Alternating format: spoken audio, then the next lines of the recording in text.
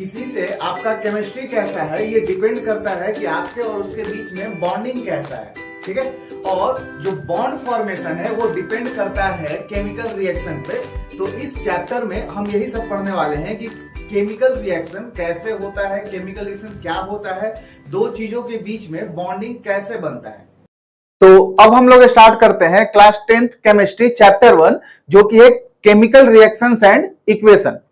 इस चैप्टर में हमें क्या पढ़ना है, डिफरेंट टाइप्स ऑफ रिएक्शंस के बारे में पढ़ना है और उसका अपने डे टू डे लाइफ में क्या इफेक्ट पड़ता है उसके बारे में समझना है। And also CBSE board exam point of view से इस चैप्टर से हर साल आपसे 5 या 6 नंबर का क्वेश्चन जरूर पूछा जाएगा और वो इंपॉर्टेंट टॉपिक्स क्या क्या है जिससे सीबीएसई आपसे बार बार क्वेश्चन करता है वो हम आपको बता देंगे at the end of the video. And अब हम यहां पर देखते हैं केमिकल रिएक्शंस के बारे में। हमें पता है कि किसी भी सबस्टेंस में अगर केमिकल रिएक्शन होता है तो उसमें कुछ ना कुछ क्या होता है, चेंजेज आता है। जैसे अगर हम बोले मिल्क चेंजेज इनटू कर्ड, मतलब मिल्क में केमिकल रिएक्शन हुआ और वो दही में यानी कर्ड में बदल गया, ठीक है। तो केमिकल रिएक्शन के कारण से क्या होता है, एक सबस्टेंस में चेंज आता है और इस चैप्टर का स्टार्ट भी हम लोग चेंज से ही करने वाले हैं। देखो यहां पे है चेंज इन सबस्टेंस, आपका हेडिंग है अभी। तो दो टाइप के चेंज होते हैं, एक तो होता है फिजिकल चेंज और दूसरा क्या होता है, केमिकल चेंज। सो ये किस आधार पे है, तो chemical properties and physical properties, ये दो प्रॉपर्टीज होते हैं किसी भी सबस्टेंस के, ठीक है। तो अगर किसी भी सबस्टेंस में उसका सिर्फ फिजिकल प्रॉपर्टीज बदलता है, केमिकल प्रॉपर्टीज नहीं बदलता है, तो उस चेंज को बोलते हैं हम लोग फिजिकल चेंज, ठीक है। इस चेंज में क्या होता है बाबू कि फिजिकल चेंज सिर्फ बदलता है, केमिकल चेंज नहीं बदलता है। जैसे अगर एग्जांपल के रूप में हम बात करें तो अगर ये H2O है, सॉलिड फेज में है, मतलब आइस के फॉर्म में है, इसे हम लोग हीट करेंगे, गर्म करेंगे तो क्या बदलेगा, ये H2O में ही रहेगा, लेकिन अब ये स्टेट अपना बदल लिया, सॉलिड से क्या बन गया, लिक्विड। लेकिन अभी भी इसका केमिकल प्रॉपर्टीज क्या है, दोनों सेम ही है, इसीलिए दोनों का फॉर्मूला जो हम लिखे हैं H2O दोनों सेम है, ठीक है। दोनों का chemical properties, atomic arrangement, bonding वगैरह सारा कुछ सेम है, ठीक है। सिमिलरली अदर एग्जांपल हम लिख सकते हैं जैसे cutting of would, cutting of would हो सकता है टीयरिंग ऑफ पेपर, पेपर को हम लोग फाड़ दिए, टीयरिंग ऑफ पेपर। इस तरह से और भी एग्जांपल्स हैं जैसे सब्लिमेशन प्रोसेस, ठीक है, कंडेंसेशन प्रोसेस। तो ये सब जितने प्रोसेस हैं ये सब फिजिकल प्रोसेस है और इन प्रोसेस से जो भी चेंज आता है वो आता है फिजिकल चेंज में। जैसे यहां पर लिखे हैं cutting of wood, tearing of paper, as a result क्या हुआ कि उसका सिर्फ शेप साइज चेंज हुआ है, लेकिन अभी भी वो कटने के बाद लकड़ी ही है और फटने के बाद पेपर ही है, ठीक है। तो एक बार डेफिनेशन बोल देते हैं फिजिकल चेंज का, आप लोग नोट डाउन कर लोगे। फिजिकल चेंज का मतलब a change in which physical properties of a substance get change but its chemical properties remain same, ठीक है। अब बढ़ते हैं हम लोग दूसरे टाइप के बारे में, केमिकल चेंज के बारे में, ठीक है। सो केमिकल चेंज में एकदम सेम टू सेम है, लेकिन थोड़ा सा ये बदलाव है कि एक सबस्टेंस में फिजिकल प्रॉपर्टीज तो बदलता ही बदलता है बट उसका केमिकल प्रॉपर्टीज भी बदल जाता है। तो इस तरह के चेंज में क्या होता है, physical properties as well as chemical properties दोनों बदलता है, ठीक है ना बात। जैसे एग्जांपल के रूप में अगर बात करें तो यहां पे रस्टिंग हम लिख सकते हैं, रस्टिंग ऑफ आयरन। आयरन में जंग लगना, पहले आयरन था लेकिन वो ऑक्सीजन, वाटर यानी एटमॉस्फेरिक कंपोनेंट के साथ में रिएक्ट करके क्या बन गया, रस्ट बन गया, आयरन का ऑक्साइड बन गया। सिमिलरली फूड का डाइजेशन, डाइजेशन ऑफ फूड। तो जब हम लोग खाना खाते हैं तो खाने में बहुत सारे प्रोटीन्स होते हैं, कार्बोहाइड्रेट्स होते हैं, उनको पचाने के लिए हमारे स्टोमक के डिफरेंट पार्ट्स के द्वारा डिफरेंट एंजाइम्स वगैरह को क्या किया जाता है, रिलीज किया जाता है, जो कि हेल्प करता है किसमें, खाने को पचाने में।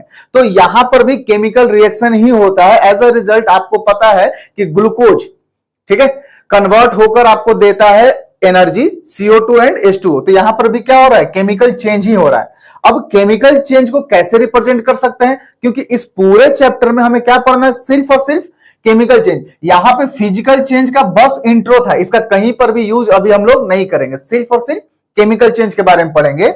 इसीलिए आपका जो नेक्स्ट हेडिंग है केमिकल रिएक्शन। सो केमिकल रिएक्शन क्या है, ये रिप्रेजेंट करता है केमिकल चेंज को। मतलब अगर कहीं केमिकल चेंज हुआ है तो कैसे रिप्रेजेंट कर सकते हैं, तो with the help of chemical reaction, ठीक है। और केमिकल रिएक्शन कहीं हुआ है, इसका मतलब केमिकल चेंज भी कहीं हुआ है, ठीक है। तो यहां पे आपका एक डेफिनेशन हम दे देते हैं केमिकल रिएक्शन में, कि जब दो या दो से अधिक चीज आपस में रिएक्ट करता है, यानी कि उनमें क्या होता है, केमिकल चेंज होता है। तो एज अ रिजल्ट वो क्या बनाता है, दो या दो से अधिक नया, ठीक है, या फिर एक भी बना सकता है, मतलब एक नया सबस्टांस बनाता है जिसका कि प्रॉपर्टीज जो होगा ना बिल्कुल पुराने वाले से एकदम डिफरेंट होगा। There is no similarity, no common properties, ठीक है। तो यहां पर डेफिनेशन है the process in which two or more substance undergoes a chemical change to produce new substance, ठीक है, विथ इंटायर न्यू प्रॉपर्टीज। आप इसको लिख लोगे, ये केमिकल रिएक्शन का डेफिनेशन है। तो होता क्या है, आखिर ऐसा क्या हो गया कि दो या दो सबस्टांस का एकदम प्रॉपर्टीज बदल गया और नया सबस्टांस बन गया, ठीक है। देखो यहां पे जो हमारा था ना फिजिकल चेंज, तो फिजिकल चेंज में कोई नया सबस्टांस नहीं बन रहा है, वही चीज है बट उसका स्टेट चेंज है, ठीक है।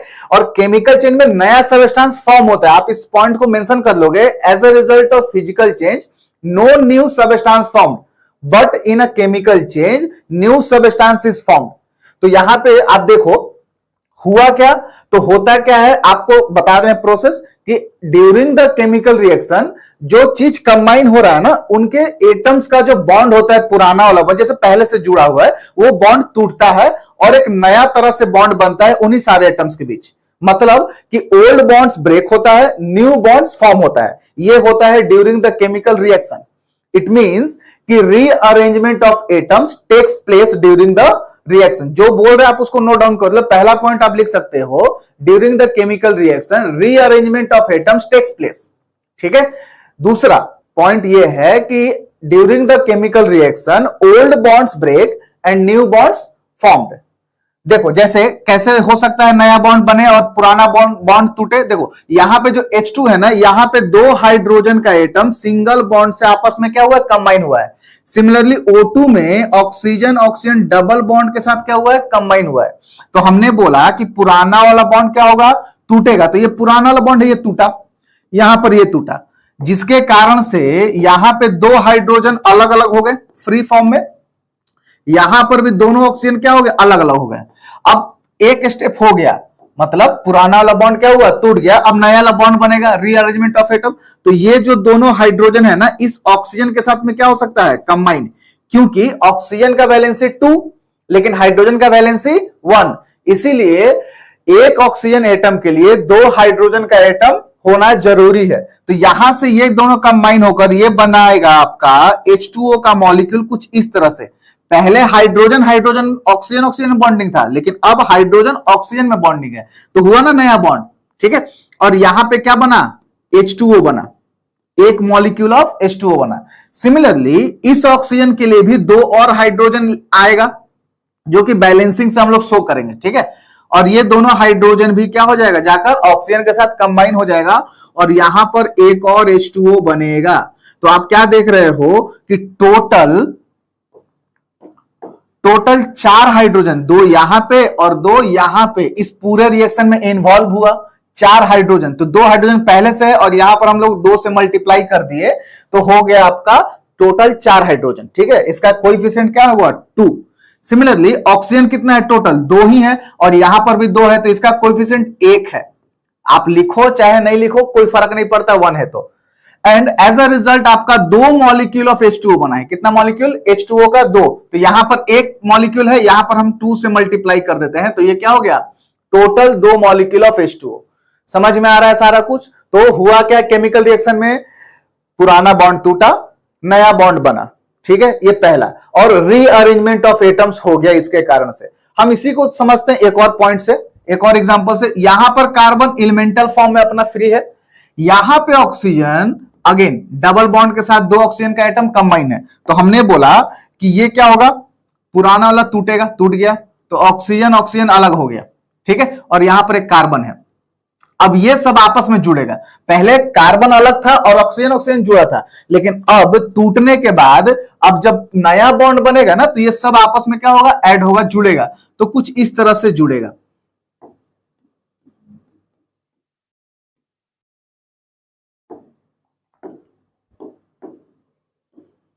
तो यहां पे क्या बना हमारा, CO2। क्लियर है बात? ठीक है। अब हम आगे बढ़ते हैं और देखते हैं कि आखिर वो क्या क्या ऑब्जर्वेशंस है, आखिर वो क्या क्या ऑब्जर्वेशंस है जिसको हम ऑब्जर्व करके बता सकते हैं कि केमिकल चेंज हुआ है। केमिकल चेंज का मतलब केमिकल रिएक्शन हुआ है। ठीक है। तो यहां पे कुछ कैरेक्टरिस्टिक्स है कि जब भी केमिकल रिएक्शन होता है ना, तो वो कैरेक्टरिस्टिक्स बाहर निकलकर जरूर आएगा। ठीक है। हो सकता है कि एक बार में एक से अधिक कैरेक्टरिस्टिक्स भी आ जाए। ठीक है। देखो, पहला क्या है, चेंज इन स्टेट। स्टेट का मतलब सॉलिड, लिक्विड और गैस। मतलब पहले सॉलिड या लिक्विड या गैस होगा, बाद में प्रोडक्ट जब बना तो वो क्या बदल गया किसी और स्टेट में। जैसे यहां पे देखो, हाइड्रोजन गैस के फॉर्म में है, ऑक्सीजन गैस के फॉर्म में है, ये दोनों जब कंबाइन होकर वाटर बनाया तो ये बन गया लिक्विड। मतलब यहां पे स्टेट चेंज हो गया गैस टू लिक्विड। ठीक है बात? तो जब केमिकल रिएक्शन होगा तो हो सकता है कि स्टेट में बदलाव आ जाए, तो हम बोल सकते हैं कि हाँ, केमिकल रिएक्शन हुआ है। सिमिलरली यहां पे देखो, दूसरा ऑब्जर्वेशन है एवोल्यूशन ऑफ गैस। मतलब जब रिएक्शन होगा तो मे भी हो सकता है कि क्या हो सकता है, कोई गैस रिलीज हो। ऐसा जरूरी नहीं है कि सारे रिएक्शन में हो, बट कुछ कुछ रिएक्शन में होता है। जैसे यहां पे देखो, जब जिंक रिएक्शन करेगा H2SO4 के साथ, ये H2SO4 डाइल्यूटेड है, हम बाद में बताएंगे कि डाइल्यूटेड क्यों करते हैं, कैसे करते हैं, वो सारा कुछ बताएंगे। ठीक है। तो यहां पर जिंक है, सल्फ्यूरिक एसिड है, जब ये रिएक्शन करेगा तो जिंक सल्फेट बनाएगा और साथ में हाइड्रोजन गैस रिलीज होगा। यहां पर कौन सा गैस रिलीज हो रहा है, हाइड्रोजन गैस, और यहां पे हमने उसको इंडिकेट किया है अपर एरो से। ठीक है, अपवर्ड एरो से। क्लियर है बात? सिमिलरली कुछ और रिएक्शन भी हो सकता है, जैसे मान लेते हैं कैल्शियम कार्बोनेट है, इसको जब हम हीट करेंगे तो ये फॉर्म करेगा कैल्शियम ऑक्साइड प्लस में CO2 गैस। यहां से कौन सा गैस निकलेगा, CO2 गैस निकल रहा है। क्लियर है? तो हम बोल सकते हैं कि इसमें यहां पे क्या हुआ है, केमिकल रिएक्शन हुआ है। थर्ड ऑब्जर्वेशन ये है कि टेम्परेचर में बदलाव आएगा। मतलब जो भी चीज कंबाइन हो रहा था, ठीक है, तो उसका कुछ टेम्परेचर होगा, लेकिन कंबाइन होने के बाद में उसका हो सकता है कि ओवरऑल टेम्परेचर बढ़ जाए या फिर टेम्परेचर क्या हो जाए, डिक्रीज हो जाए। मतलब कुछ ना कुछ टेम्परेचर में चेंज आएगा। तो देखो यहां पे एग्जांपल के रूप में लिए हैं कैल्शियम ऑक्साइड। जब इसको वाटर में डालेंगे तो ये फॉर्म करेगा कैल्शियम हाइड्रोक्साइड और एज अ रिजल्ट आपको हीट रिलीज होगा, बाहर की ओर क्या मिलेगा, हीट मिलेगा। तो ये क्या हुआ, यहां पे टेम्परेचर बढ़ गया, यानी टेम्परेचर में चेंज आ गया। इसका नाम क्या है बाबू, कैल्शियम ऑक्साइड को इसको बोलते हैं क्विक लाइम। आपके बोर्ड एग्जाम में पूछ सकता है कि क्विक लाइम क्या होता है, या फिर सेंटेंस फॉर्म में दे देगा क्विक लाइम का रिएक्शन करा वाटर से, तो क्विक लाइम का फॉर्मूला आपको जानना चाहिए। यहां पे ये क्या है, कैल्शियम हाइड्रोक्साइड, तो इसका कॉमन केमिकल नेम है। ठीक है, और इसको बोलते हैं स्लैग्ड लाइम। क्या बोलते हैं इसको, स्लैग्ड लाइम। इसी तरह से ये तीन ऑब्जर्वेशन आपको समझ में आया होगा कि change in state, evolution of gas, change in temperature, ये कोई एक या फिर एक से अधिक अगर होता है तो वो इंडिकेट करता है कि वहां पर केमिकल चेंज हुआ है। इसी तरह से दो और ऑब्जर्वेशन है। पहला चौथा ऑब्जर्वेशन है चेंज इन कलर। हो सकता है कि कलर में चेंज आ जाए। ठीक है, तो जैसे देखो यहां पर आयरन जब रिएक्ट करेगा कॉपर सल्फेट के साथ, तो इसका जो शुरुआत में जो कलर था ना, वो क्या था बाबू, वो ब्लू कलर था। ये एक्वस सॉल्यूशन है कॉपर सल्फेट का, ये ब्लू कलर का था।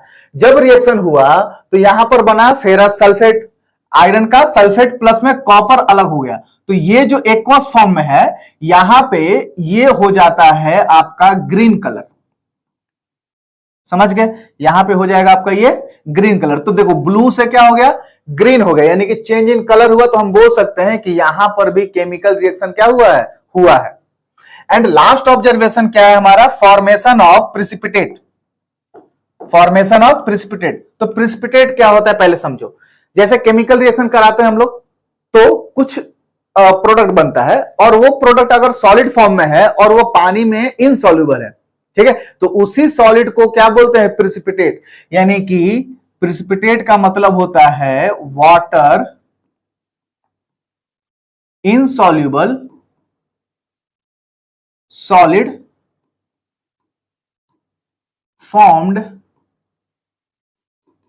in a reaction। जैसे देखो एग्जाम्पल के तौर पे अगर हम बोल रहे हैं कि NaCl है, ये सब दोनों एक्वस फॉर्म में है, अभी हम स्टेट नहीं लिख रहे हैं, उसका थोड़ा बाद में लिखेंगे, बट उसका उतना कुछ इंपॉर्टेंस भी नहीं है, बट लिखते हैं। NaCl है और AgNO3 है, सोडियम क्लोराइड है और सिल्वर नाइट्रेट है। जब ये दोनों रिएक्शन करेगा तो इसमें क्या होगा, डबल डिस्प्लेसमेंट रिएक्शन होगा। आगे पढ़ेंगे क्या होता है डबल डिस्प्लेसमेंट रिएक्शन। तो ये फॉर्म करेगा सोडियम नाइट्रेट, ठीक है, और साथ में फॉर्म करेगा सिल्वर क्लोराइड। और ये सिल्वर क्लोराइड जो होता है वो सॉलिड के फॉर्म में होता है, और यही है हमारा प्रिसिपिटेट। यही क्या है हमारा प्रिसिपिटेट, और प्रिसिपिटेट को लिखते हैं पीपीटी से, ठीक है, पीपीटी से लिखेंगे या फिर डाउनवर्ड एरो से भी इंडिकेट कर सकते हैं। तो अगर किसी कंपाउंड के बगल में डाउनवर्ड एरो है या फिर उसके नीचे में पीपीटी है, आप समझोगे कि वो क्या है, प्रिसिपिटेट है। तो इस रिएक्शन में भी प्रिसिपिटेट बना है, इसीलिए हम ये बोल सकते हैं कि इस रिएक्शन में केमिकल रिएक्शन हुआ है। तो अब हमारा नेक्स्ट टॉपिक है केमिकल इक्वेशन। सबसे पहले समझते हैं इक्वेशन का मतलब क्या होता है। मैथ्स में भी हमारे पास क्या होता है, वर्ड प्रॉब्लम होता है, हम उसमें से एक्स वाई जेड मानकर पूरे वर्ड प्रॉब्लम को एक सिंपल एक इक्वेशन में कन्वर्ट कर देते हैं। उसी तरह से केमिकल रिएक्शन बहुत सारा हो सकता है, उसको हम लोग उसके शॉर्टेस्ट फॉर्म में कन्वर्ट करते हैं, शॉर्टेस्ट फॉर्म में उसको रिप्रेजेंट करते हैं। तो shortest form which represents the complete chemical reaction, इसको बोलते हैं केमिकल इक्वेशन, ठीक है। किसी भी केमिकल रिएक्शन को रिप्रेजेंट करने का तीन तरीका हो सकता है। एक तरीका हो सकता है कि पूरा सेंटेंस बोले हम, सेंटेंस फॉर्म। एक तरीका हो सकता है सेंटेंस फॉर्म, जैसे मान लिया जाए कि मैग्नीशियम रिएक्ट कर रहा है ऑक्सीजन के साथ और वो बना रहा है मैग्नीशियम ऑक्साइड, तो हम इसको सेंटेंस फॉर्म में कैसे बोलेंगे कि when magnesium reacts with oxygen it forms magnesium oxide. ये पूरा प्रॉपर सेंटेंस हुआ, लेकिन ये बहुत ज्यादा मतलब लेंदी हो जा रहा है ना, तो इसको शॉर्ट करते हैं। सेंटेंस से भी छोटा होता है वर्ड, क्यों, क्योंकि सेंटेंस जो होता है वो क्या होता है, कॉम्बिनेशन ऑफ वर्ड होता है, और उसमें कुछ ना कुछ इंपॉर्टेंट एडजेक्टिव्स वगैरह क्या होते हैं, ऐड होते हैं। तो हम क्या यूज करेंगे, सिर्फ इंपॉर्टेंट वर्ड्स। तो क्या बोल सकते हैं यहां पर, अभी जो सेंटेंस हम बोले मैग्नीशियम रिएक्ट करता है ऑक्सीजन के साथ तो बनाता है मैग्नीशियम ऑक्साइड, ये पूरा सेंटेंस फॉर्म है, लेकिन इसको वर्ड फॉर्म में कैसे लिखेंगे, मैग्नीशियम प्लस ऑक्सीजन, ठीक है, मैग्नीशियम प्लस ऑक्सीजन, और आपको फॉर्म करके देगा मैग्नीशियम ऑक्साइड। बस ये तीन वर्ड, मैग्नीशियम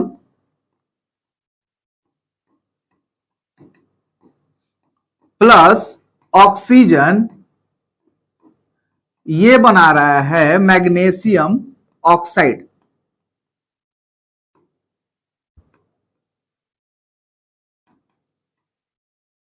मैग्नीशियम ऑक्साइड, तो ये है वर्ड का फॉर्म।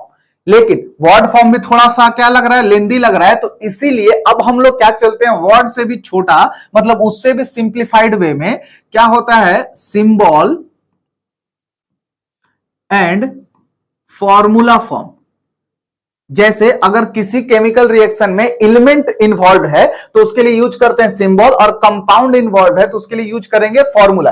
तो इसी रिएक्शन को हम कैसे इस थर्ड वाले फॉर्म में लिख सकते हैं, तो मैग्नीशियम क्या हो गया, Mg, उसका सिंबल का तो Mg, ऑक्सीजन का होता है O, लेकिन ये कंपाउंड फॉर्म में मिलता है मॉलिक्यूल के फॉर्म में, तो O2, Mg प्लस O2, और ये बन गया हमारा MgO, मतलब मैग्नीशियम ऑक्साइड।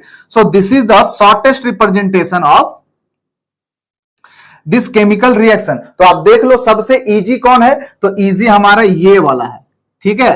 तो इसी शॉर्टेस्ट वे को या फिर बोले symbol and formula form of representation of chemical reaction is called chemical equation, ठीक है। तो यहां पर हमने डेफिनेशन लिख दिया है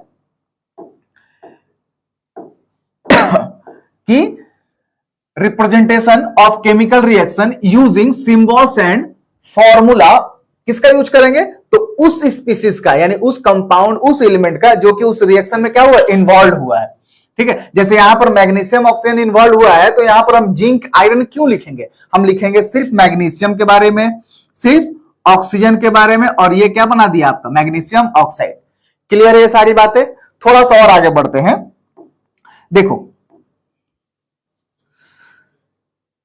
तो किसी भी केमिकल रिएक्शन के दो पार्ट्स होते हैं, ठीक है। केमिकल रिएक्शन कितने पार्ट्स होते हैं? दो पार्ट्स होते हैं। एक पार्ट जिसको हम लोग डाल रहे हैं रिएक्शन कराने के लिए, जिसको हम लोग डाल रहे हैं, ठीक है, उसको बोलते हैं रिएक्टेंट। उसको क्या बोलते हैं हम लोग? रिएक्टेंट। रिएक्टेंट का मतलब those chemical species which involve or which takes part in a chemical reaction. आप इसका डेफिनेशन लिख लो, मैं फिर बोल देता हूं।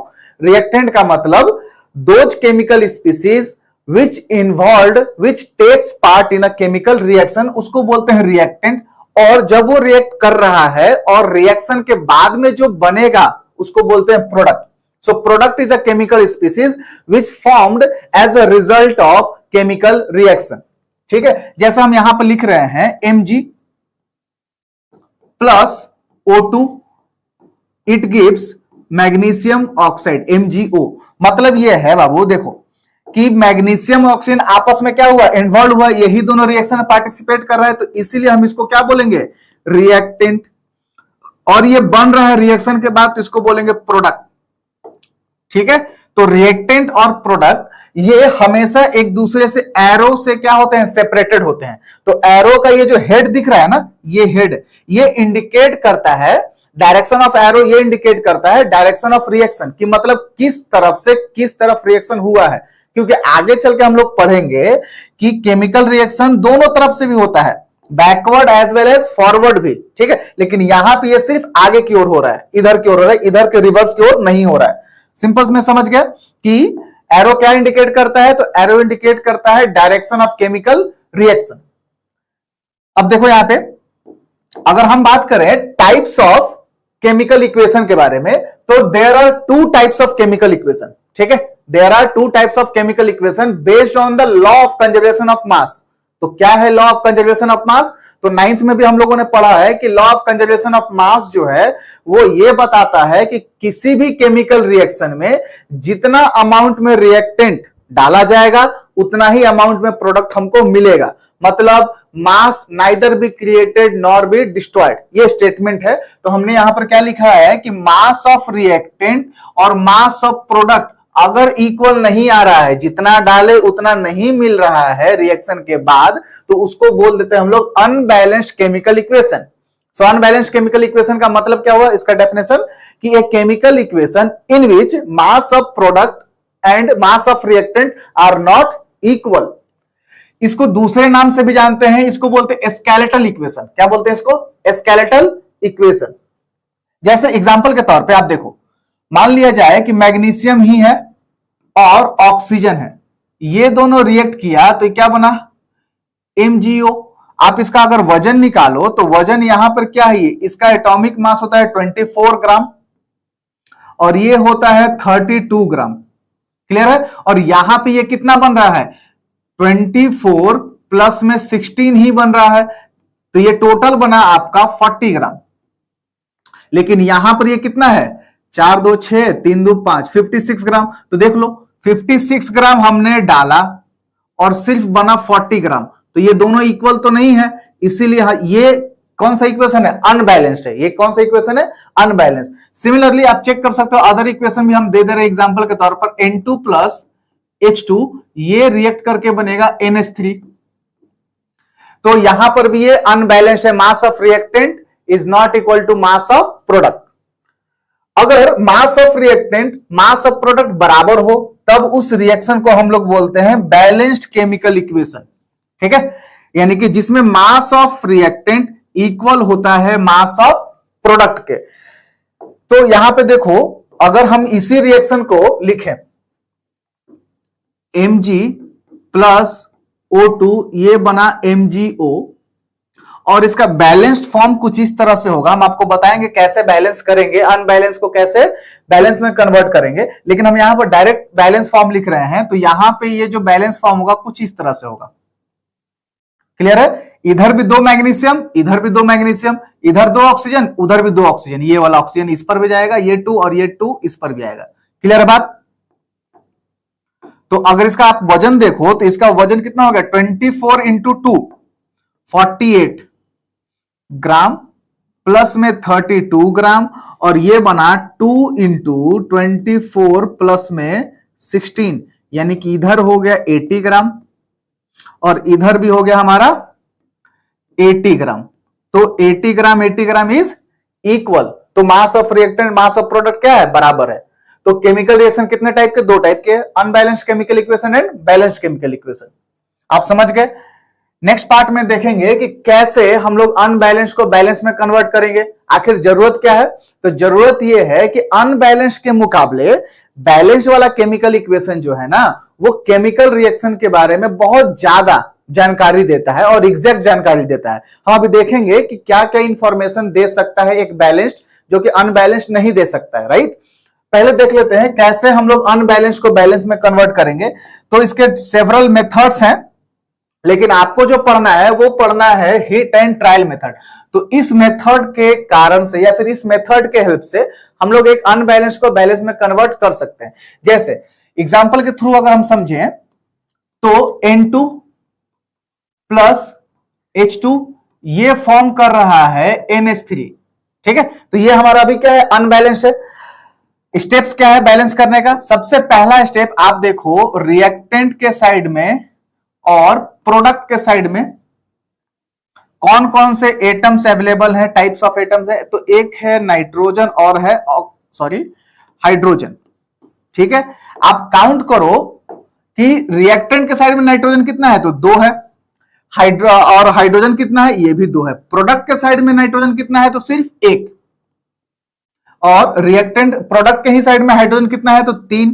तो दोनों का दोनों क्या है, बराबर नहीं ना है दोनों साइड। नाइट्रोजन भी इधर 2 इधर 1, लेकिन इधर हाइड्रोजन 2 है इधर 3 है, तो बराबर नहीं है। हमें क्या करना है कि नंबर ऑफ एटम्स, आप समझो किसी रिएक्शन में अगर number of atoms of each element दोनों side, reactant side and product side दोनों साइड अगर बराबर हैं तो वो क्या होगा, बैलेंस्ड होगा, ठीक है। तो हमें करना क्या है, मास को बैलेंस करने के लिए हमें करना होगा actually number of atoms of different elements दोनों को क्या करना पड़ेगा, दोनों साइड बराबर करना पड़ेगा। तो आप देखो यहां पे कैसे बराबर करेंगे, तो मल्टीप्लाई करके कुछ देखो, नाइट्रोजन इधर 2 है लेकिन इधर 1 है, तो क्या हम इधर 2 से मल्टीप्लाई कर दें, तो हो गया 2 और 2 हो गया, राइट। तो ये 2 कहां आएगा, नाइट्रोजन के साथ हमने प्रोडक्ट में मल्टीप्लाई किया ना, तो यहां पे 2 आएगा। क्यों, क्योंकि प्रोडक्ट साइड नाइट्रोजन किधर है, इधर ही तो है ना, तो इसके आगे में लगा देते हैं 2, बीच में नहीं डाल सकते, उसके आगे में कोएफिशिएंट के जगह पे, स्टोइकियोमेट्रिक कोएफिशिएंट के जगह पर करेंगे। अब जरा ध्यान से समझो कि यहां पर जब हमने 2 लगाया तो ये 2 हमने इसके लिए लगाया था नाइट्रोजन, बट नाइट्रोजन के साथ में हाइड्रोजन भी तो कंबाइन है ना, तो ये 2 इस पर भी एप्लीकेबल होगा। यानी कि अब जो हो गया ये इसमें भी 2 से मल्टीप्लाई हो गया, यानी कि अभी इधर कितना हो गया, 6 हाइड्रोजन हो गया, लेकिन इधर तो सिर्फ 2 है। तो इसको बैलेंस करने के लिए हम इधर क्या करेंगे, 3 से मल्टीप्लाई करेंगे। तो अब देखो इधर 6 हो गया, ठीक है, इधर क्या हो गया, 6 हो गया, राइट। तो यहां पर भी हम इधर से क्या करेंगे, 3 से मल्टीप्लाई कर देंगे। तो ये आपका एक बैलेंस्ड फॉर्म है N2 प्लस 3H2 ये 2NH3। So this is the way to balance a chemical unbalanced chemical equation into balance with the help of heat and trial method। Clear है बात। एक और इक्वेशन से समझते हैं इसको कैसे करते हैं, ध्यान दो। आप लोग भी कोई एक अनबैलेंस्ड इक्वेशन ले लो अपने मन से या फिर अपने बुक से रेफर कर लो और उसको इसी तरह से काउंट कर करके लिखते रहो। हालांकि ये मेथड थोड़ा सा क्या है, हिट एंड ट्रायल है ना, तो हम सिर्फ कुछ पुट करेंगे नंबर और ट्राई कर सकते हैं क्या कि ये बैलेंस हुआ कि नहीं हुआ। अगर बैलेंस नहीं हो तो फिर काट के फिर दोबारा करेंगे, हम ट्राई करते रहेंगे, राइट। बट हम आपको एक ट्रिक भी दे देंगे जिससे कि आप एक बार में ही क्या कर सकते हो, एग्जैक्ट नंबर पता कर सकते हो। पहले देख लेते हैं एक और इक्वेशन एग्जाम्पल के तौर पे।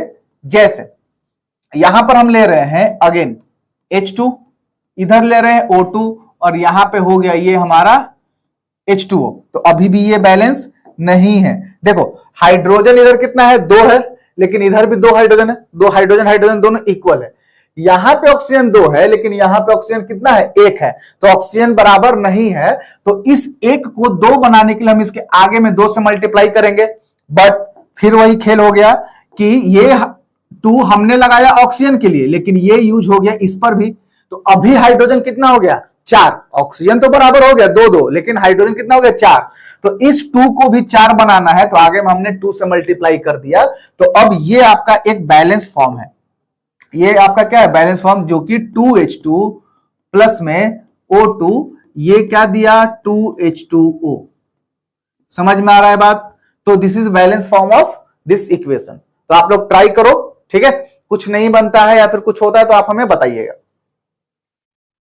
नेक्स्ट क्या है कि अभी हमने आपसे जिक्र किया कि वो कौन कौन सा इंफॉर्मेशन है जो एक बैलेंस्ड केमिकल इक्वेशन देता है बट एक अनबैलेंस्ड नहीं देता है। ठीक है, देखो हेडिंग क्या है, information conveyed by the balance chemical equation.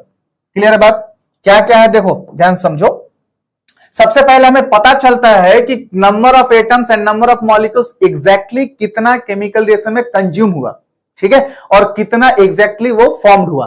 तो number of atoms consumed and formed in a product. Similarly relative amount पता चलेगा कि आखिर एक प्रोडक्ट के लिए दूसरा वाला, मतलब एक रिएक्टेंट के लिए कितना, रिएक्टेंट के लिए कितना दूसरा वाला रिएक्टेंट चाहिए, या फिर कितना रिएक्टेंट से कितना प्रोडक्ट फॉर्म होगा। तो रिलेटिव अमाउंट भी पता चलता है रिएक्टेंट एंड प्रोडक्ट का। सिमिलरली नंबर ऑफ मोल्स पता चलेगा, जैसे यहां पर हमने लिखा था ये बैलेंस था, ये बैलेंस था, तो हम बोल सकते हैं कि 2 मोल हाइड्रोजन 1 मोल ऑक्सीजन के साथ में कंबाइन करेगा तो 2 मोल क्या बनाएगा, H2O। तो ये भी हमारे पता चल सकता है। सिमिलरली वॉल्यूम ऑफ स्पीसीज पता चलता है, अगर ये सारा गैस के फॉर्म में है तो एसटीपी पर, एट एसटीपी यानी स्टैंडर्ड टेम्परेचर एंड प्रेशर क्या होता है, तो टेम्परेचर का वैल्यू 273, प्रेशर का वैल्यू 180 है। तो यहां पे 1 मोल का मतलब होता है 22.4 लीटर। सपोज करते हैं कि ये सबका सब गैस में, हालांकि ये लिक्विड में होता है लेकिन मान लेते हैं कि ये गैस है, तो 2 मोल है, यानी कि ये कलर चेंज करते हैं, ये 2 मोल यानी कि 2 इंटू 22.4 लीटर है, और ये कितना है, सिर्फ 22.4 लीटर, क्योंकि ये कितना मोल है, 1 मोल है, इतना लीटर। और ये कितना बनाएगा, 2 इंटू 22.4 लीटर फॉर्म करेगा। समझ गए? तो वॉल्यूम भी पता चल सकता है हमको, और ये भी पता चल सकता है कितना वॉल्यूम के लिए कितना वॉल्यूम रिक्वायर्ड है in order to complete the chemical reaction. तो ये कुछ इंफॉर्मेशन है जो केमिकल इक्वेशन हमें मिलता है बैलेंस फॉर्म में। लेकिन कुछ इसके साथ में लिमिटेशंस भी है कि एक केमिकल रिएक्शन को देखने से हमें क्या क्या चीजें नहीं पता कर सकते हैं। ठीक है, जैसे एक केमिकल रिएक्शन को देखकर हम इसको थोड़ी पता कर सकते हैं कि ये कितना टाइम लेगा कन्वर्ट होने में, मतलब इतना हाइड्रोजन और इतना ऑक्सीजन दोनों कन्वर्ट, मैंने कुछ अमाउंट में हमने डाला और ये दोनों रिएक्ट करके, ठीक है, कितना टाइम के बाद में हाइड्रोजन पूरी तरह से वो बन जाएगा। तो हमें टाइम ड्यूरेशन नहीं पता चल सकता है। ठीक है, सिमिलरली रेट नहीं पता चल सकता है कि वो किस स्पीड से हो रहा है, स्लो हो रहा है, फास्ट हो रहा है, वो नहीं पता कर सकते हैं। और फिजिबिलिटी ऑफ रिएक्शन भी पता नहीं कर सकते हैं। मतलब फिजिबिलिटी का मतलब क्या वो रिएक्शन होगा भी कि नहीं होगा, ये हमें एक केमिकल रिएक्शन को देखकर पता नहीं कर सकते हैं। So these are the few limitations. इसके अलावा भी है, हम केमिकल रिएक्शन को देखकर नहीं पता कर सकते हैं सिर्फ कि वो सॉलिड में बन रहा है कि लिक्विड में बन रहा है कि गैस में बन रहा है। कलर नहीं पता कर सकते हैं, समझ गए? एक केमिकल इक्वेशन को ये सब नहीं पता कर सकते हैं। लेकिन अगर हमको पता करना है तो क्या करना पड़ेगा, उस केमिकल इक्वेशन में कुछ और ऐड करना पड़ेगा ताकि वो ज्यादा इंफॉर्मेटिव बन सके। तो जैसे अगर स्टेट है तो हम स्टेट मेंशन कर सकते हैं। अगर सॉलिड फॉर्म में है, कोई चीज सॉलिड बन रहा है तो उस कंपोनेंट के आगे में हम ब्रैकेट में S लिख देंगे। लिक्विड बन रहा है तो L लिख देंगे। गैस बन रहा है तो G लिख देंगे। प्रिसिपिटेट बन रहा है तो उसके नीचे में PPT लिख सकते हैं या फिर डाउनवर्ड एरो बना सकते हैं। कोई गैस रिलीज हो रहा है तो अपवर्ड कर सकते हैं। कोई कैटलिस्ट है, ठीक है, तो एरो के ऊपर में हम कैटलिस्ट लिख सकते हैं। टेम्परेचर हम लोग मेंशन कर सकते हैं कि कितना टेम्परेचर पर वो रिएक्शन हो रहा है, एक्सोथर्मिक या फिर इंडोथर्मिक, मतलब रिएक्शन में हीट रिलीज हो रहा है या फिर वो हीट ले रहा है, तो हम लोग लिख सकते हैं। अगर हीट रिलीज हो रहा है तो लिखेंगे एनर्जी प्रोडक्ट के साइड में प्लस करके, और हीट अगर वो इनटेक कर रहा है, ले रहा है, तो रिएक्टेंट के साइड में। तो इस तरह से हम एक केमिकल रिएक्शन को, केमिकल इक्वेशन को ज्यादा इंफॉर्मेटिव बना सकते हैं। समझ में आया? नेक्स्ट, अब हमने आपको बोला था कि एक ट्रिक बताएंगे जिससे आप क्या कर सकते हो, केमिकल इक्वेशन को इजीली सॉल्व कर सकते हो। जैसे यहां पर समझो, एक एग्जांपल लेते हैं, ये वाला Al2 O3 यानी एल्यूमिनियम ऑक्साइड जब रिएक्शन करेगा सोडियम हाइड्रोक्साइड के साथ, तो ये क्या बनाएगा, सोडियम एल्यूमिनेट NaAlO2 प्लस में वाटर। सबसे पहला काम क्या करना है आप समझो, इसमें से सबसे ज्यादा नंबर ऑफ एटम किसमें है, मतलब ज्यादा कॉम्प्लिकेटेड कौन दिख रहा है, तो मेरे हिसाब से तो ये दिख रहा है, आप कुछ भी ले सकते हो, ठीक है, मेरे हिसाब से ये दिख रहा है, तो इसको हमने मान लिया 1, इसको क्या मान लिया हमने 1। और यहां पर आप देखते हैं कि एक बैलेंस केमिकल इक्वेशन में number of atoms of each element दोनों साइड बराबर होना चाहिए। तो देखो जरा ध्यान समझो, बाकी के लिए हमने यूज कर लिया x, इसके लिए कर लिया y और इसके लिए यूज कर लिया z। तो हम यहां पर कुछ फॉर्म कर रहे हैं, देखना कैसे, हम एल्यूमिनियम पे लेते हैं, यहां से एल्यूमिनियम पर पहले लेते हैं एल्यूमिनियम के लिए, तो यहां पर टोटल एल्यूमिनियम कितना है 2 × x, 2x है रिएक्टेंट के साथ, उधर एल्यूमिनियम कितना है 1 × 1, यानी कि इधर जो एल्यूमिनियम है वो कितना है 1 है, मतलब x का वैल्यू क्या है बाबू यहां से 1/2 पहला। सिमिलरली ऑक्सीजन पे लगाते हैं, ये वाला ऑक्सीजन, तो इधर ऑक्सीजन कितना है, ऑक्सीजन कितना है 3x है, और प्लस में और भी तो है ना, यहां पर भी है कितना y प्लस में y, और इधर कितना ऑक्सीजन है, यहां पे है 2 प्लस में इधर कितना हो गया z, 2 + z। तो यहां से आप देखो x का वैल्यू हमें पता है, यहां पर x का वैल्यू रखो, तो 3 × 1/2, या फिर अभी रुक जाते हैं, ठीक है, थोड़ा सा और बना लेते हैं अदर एटम्स के लिए भी।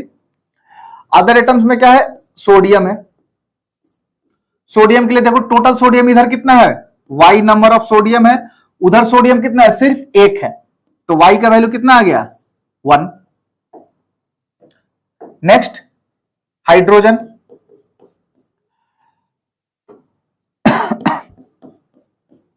हाइड्रोजन कितना है इधर y नंबर ऑफ हाइड्रोजन है, और इस साइड हाइड्रोजन कितना है 2z, 2z।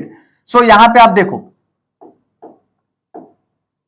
अब ध्यान दीजिए, यहां पे हमारे पास x का वैल्यू है, y का वैल्यू है, यहां पे आप देखो y का वैल्यू हम यहां पर पुट कर रहे हैं y = 2z, तो z का वैल्यू क्या मिला 1/2।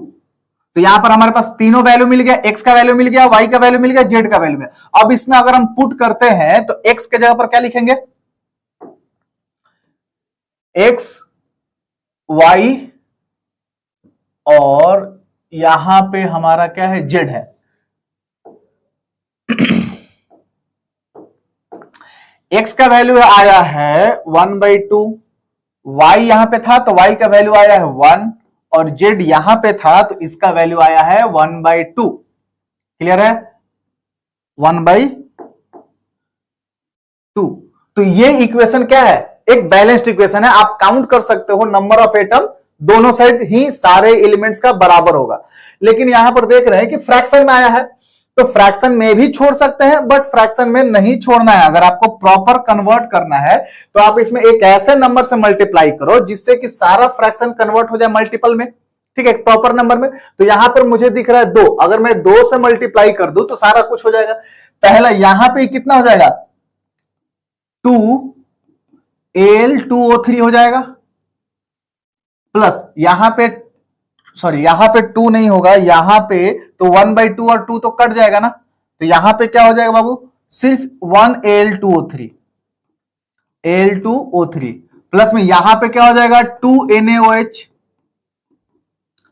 प्रोडक्ट साइड में यहां पर भी हो जाएगा 2NaAlO2, प्लस में यहां पे हो जाएगा 1H2O।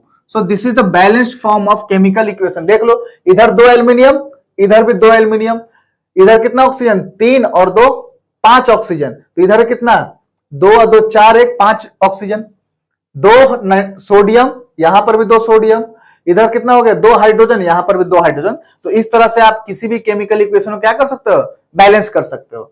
तो अब हम लोग स्टार्ट करते हैं टाइप्स ऑफ केमिकल रिएक्शंस।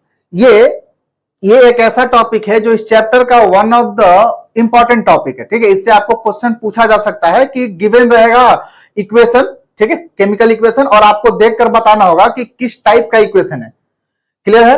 आपसे पूछा जा सकता है डेफिनेशन किसी भी रिएक्शन का, आपको एक्सप्लेन करना होगा डेफिनेशन के साथ में along with द 2-3 एग्जाम्पल।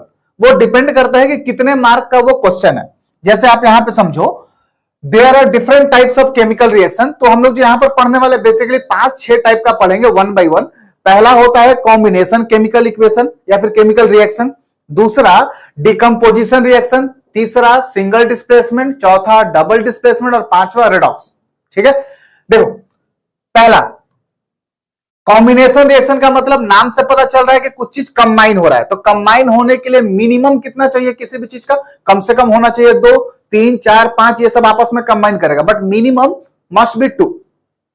तो इसका जनरल अगर हम फॉर्म देखें तो सोचो जरा, ए और बी अगर कंबाइन हो रहा है और कंबाइन होकर एक प्रोडक्ट दे रहा है, सिमिलरली ए 2 या 2 से अधिक भी कंबाइन हो सकता है, 3 यहां पर कंबाइन हुआ, एक प्रोडक्ट दिया, कंबाइन होकर एक मेजर प्रोडक्ट देगा। तो आप इस केमिकल रिएक्शन के टाइप यानी कॉम्बिनेशन का आप डेफिनेशन लिख लो कि एक केमिकल रिएक्शन इन विच 2 और more than 2 chemical substances are combined together to give a single product। ठीक है, इसे रिपीट कर देता हूं, केमिकल रिएक्शन इन विच 2 और more chemical substances react together और combine together to form a single product। जैसे यहां पे ए और बी के बीच में या फिर बोलो ए बी सी के बीच में केमिकल बॉन्ड बन रहा है, तब तो आपस में सारा कंबाइन हो रहा है। तो यहां पर फॉर्मेशन ऑफ बॉन्ड हो रहा है, यहां पर क्या हो रहा है, फॉर्मेशन ऑफ बॉन्ड।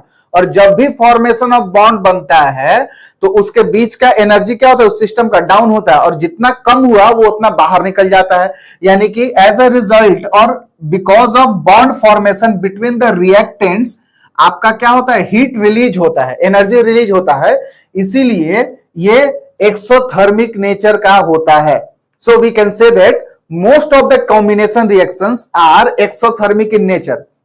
आपसे क्वेश्चन पूछा जा सकता है कि why combination reactions are exothermic, तो आपका जवाब होगा बिकॉज रिएक्टेंट के बीच में बॉन्ड फॉर्मेशन होता है and due to the bond formation energy releases outside and that's why that reaction is a exothermic in nature. ठीक है, देखो एग्जांपल के थ्रू समझो, जैसे एक मैग्नीशियम है और ऑक्सीजन, ये दोनों है ए और बी, और मिलकर क्या बन रहा है, सी, यानी मैग्नीशियम ऑक्साइड। ये आपको मिलेगा व्हाइट पाउडर के रूप में, व्हाइट पाउडर के रूप में। तो जब मैग्नीशियम रिएक्ट करता है तो ये जब मैग्नीशियम जलता है, ठीक है ना, एक्चुअली इसको बोलते हैं कंबशन रिएक्शन। जब ऑक्सीजन के साथ में कोई भी एलिमेंट क्या होता है, कंबाइन होता है, तो इसको कंबशन भी बोलते हैं। तो जब मैग्नीशियम जलता है तो ये जलता है व्हाइट डिजलिंग फ्लेम के साथ, आपसे पूछा जा सकता है व्हाइट डिजलिंग फ्लेम के साथ, और फॉर्म करता है व्हाइट एस, व्हाइट पाउडर, जिसको बोलते हैं मैग्नीशियम ऑक्साइड। आप इसको बैलेंस कर लोगे, ठीक है, तो यहां पर क्या होगा, 2 होगा। ध्यान से समझो इधर भी, और साथ में क्या देगा, हीट देता है।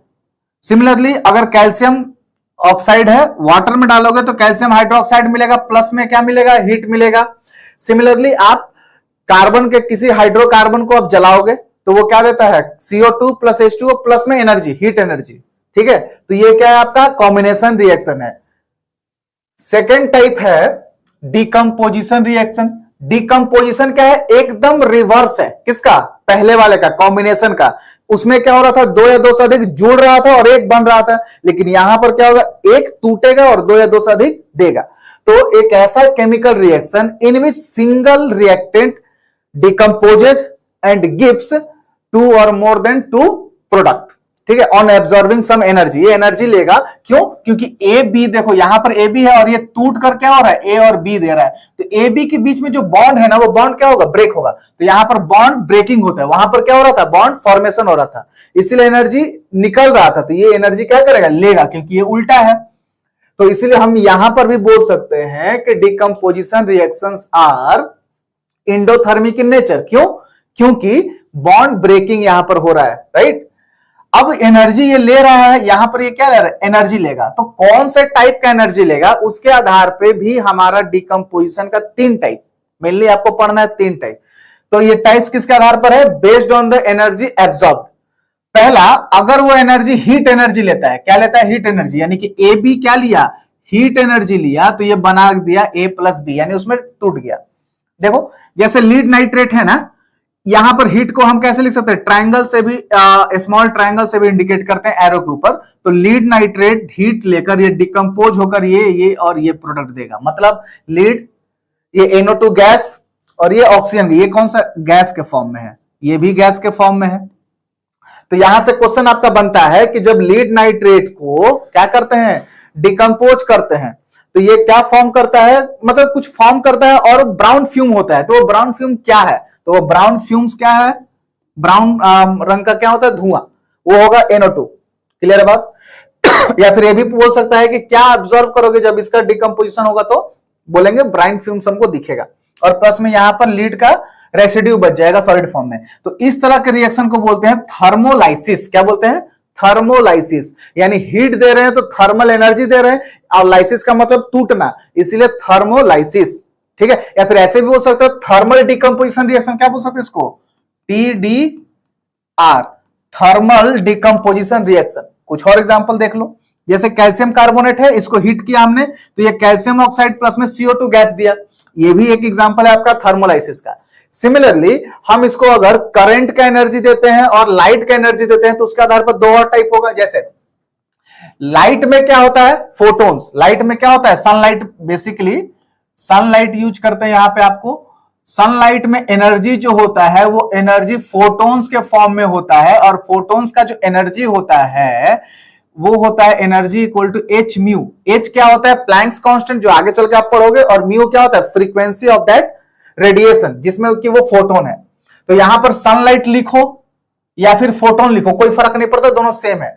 तो यहां पर क्या बोलेंगे, फोटोलाइसिस, यानी कि फोटोन्स के एनर्जी के कारण से ये क्या हो रहा है, डिकम्पोज हो रहा है। इसलिए इसको फोटो डिकम्पोजिशन रिएक्शन भी बोल सकते हो, फोटो डिकम्पोजिशन रिएक्शन भी आप बोल सकते हो। देखो ए बी है, सनलाइट से एनर्जी लिया और ए बी में क्या हो गया, डिकम्पोज हो गया। क्लियर है बात?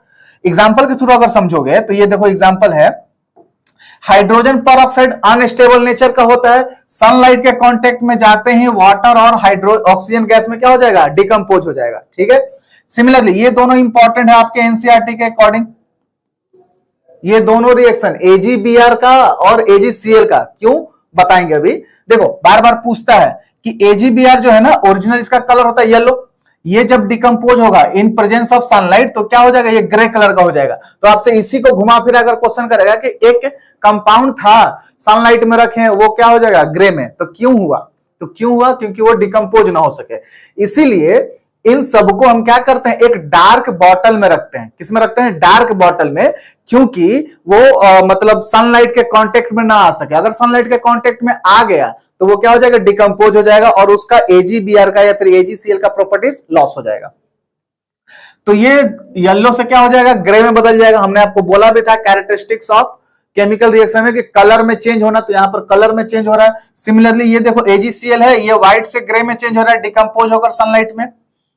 इन दोनों केमिकल रिएक्शंस का यूज होता है फोटोग्राफी में, ब्लैक एंड व्हाइट फोटोग्राफी में।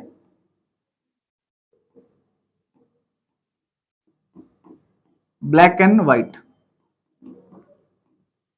यहां से भी क्वेश्चन पूछा जा सकता है कि कौन सा केमिकल इक्वेशन है, कौन सा केमिकल रिएक्शन है जो कि यूज होता है फोटोग्राफी में। ठीक है, तो ये दोनों है। सिमिलरली थर्ड वाला टाइप है हमारे पास, थर्ड टाइप है इलेक्ट्रिकल एनर्जी अगर देते हैं हम लोग तो इसको बोलते हैं इलेक्ट्रिकल डिकम्पोजिशन रिएक्शन या फिर इलेक्ट्रोलाइसिस। मतलब AB है, इलेक्ट्रिकल एनर्जी लेगा, AB में टूटेगा। जैसे NaCl है, NaCl मॉल्टेन स्टेट में है या फिर लिक्विड के फॉर्म में, एक्वस फॉर्म में है, तो ये करंट लेगा। I का मतलब क्या होता है, करंट, फिजिक्स में पढ़े होगे। तो ये फॉर्म करेगा anionic form and cationic form, यानी कि ये अपने अपने आयंस में ब्रेक हो जाएगा। ये सोडियम का आयन कैटायन बनेगा और ये क्लोरीन का एनायन बनेगा। ठीक है, इसमें एक इंपॉर्टेंट चीज ये है कि आपको पढ़ना है इलेक्ट्रोलाइसिस किसका, वाटर का। अभी हमने इलेक्ट्रोलाइसिस किया किसका, NaCl का, लेकिन यहां पर इलेक्ट्रोलाइसिस हुआ वाटर का। तो आप समझो ये इंपॉर्टेंट क्यों है, क्योंकि इससे हो सकता है कि आपसे 3 नंबर या फिर 1-2 नंबर का क्वेश्चन जरूर पूछ दे।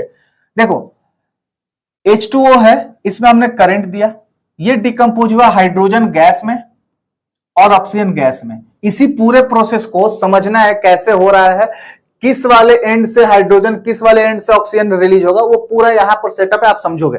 जैसे मैंने एक सेटअप लिया है, एक कंटेनर है, कंटेनर में पानी डाला है हमने। ठीक है, ये पानी में क्या हो रहा है, हमने दो डिप किया इलेक्ट्रोड्स, ठीक है, ये कार्बन का इलेक्ट्रोड होता है या फिर ग्रेफाइट का होता है, ये दोनों हमने डिप किया, इसको कनेक्ट किया बैटरी से।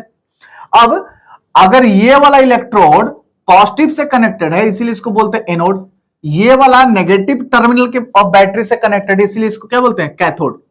क्लियर है बात?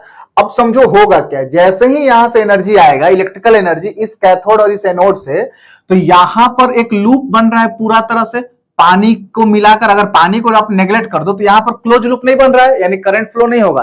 तो करंट फ्लो होने के लिए ये क्या बनाएगा, क्लोज लूप बनाएगा, तो यहां से करंट इधर जाएगा। क्लियर है बात? तो होगा क्या, ड्यू टू द करंट, ये जो वाटर है ना, वाटर में देखो क्या है, दो हाइड्रोजन है और एक ऑक्सीजन है, तो जब ये ब्रेक होगा, ठीक है, तो दो H+ और दो और एक O2 माइनस, हालांकि दोनों ही इलेक्ट्रोनेगेटिव नेचर का होगा, बट हम ये बोल रहे हैं कि इलेक्ट्रोनेगेटिविटी ऑफ ऑक्सीजन जो है ना हाइड्रोजन के मुकाबले ज्यादा है, या फिर ऐसे बोल सकते हैं कि हाइड्रोजन जो है वो ऑक्सीजन के मुकाबले क्या है, थोड़ा पॉजिटिव है, इसीलिए हमने यहां पर प्लस लगा दिया और यहां पर ये माइनस लगा दिया। अब देखो यहां पर क्या होगा, अब जब ये वाटर है इसमें डिकम्पोज होगा तो इसी में ना रहेगा H+ रहेगा और O2 माइनस रहेगा, तो नेगेटिव वाला किधर की ओर अट्रैक्ट होगा, पॉजिटिव टर्मिनल या फिर पॉजिटिव इलेक्ट्रोड की ओर, और ये पॉजिटिव वाला किधर की ओर जाएगा, नेगेटिव की ओर। तो देखो ध्यान से समझो, यहां पे एनोड पर क्या हो रहा है बाबू, देखो